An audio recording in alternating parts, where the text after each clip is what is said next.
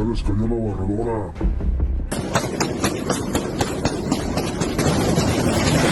La Barredora, the feared armed wing of the Jalisco New Generation cartel, spread terror in Puebla again. This time the blast erupted before dawn in Tecamachalco, in the heart of Puebla's Triángulo Rojo, one of the state's most violent regions.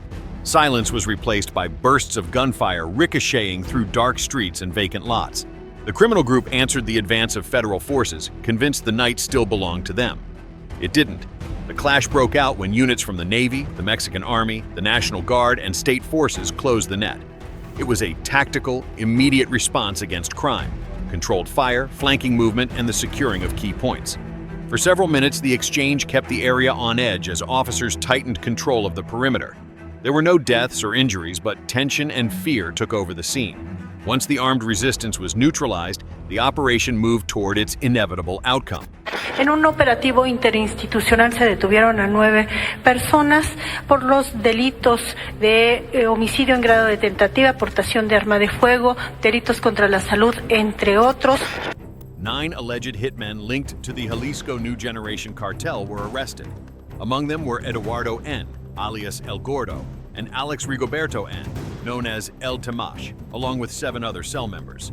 The seizure was forceful. 7 firearms, magazines, cartridges, 2 vehicles, tactical vests bearing the Cjng initials, and more than 2,000 drug doses, crystal meth and cocaine to heroin and marijuana.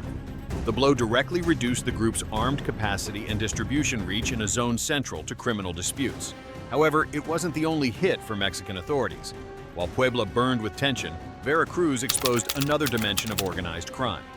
In Medellín de Bravo and Tierra Blanca, federal and state forces dismantled a clandestine helipad, a core piece of criminal logistics. 6 helicopters, a small plane, and a fuselage were taken out of operation, along with weapons, radio equipment, and tactical vests. The air infrastructure that allowed rapid mobility and escape was neutralized. 2 separate operations, one goal: cut weapons, routes, and territory. In Puebla and Veracruz, the message was clear. Criminal control can run deep, but it isn't untouchable.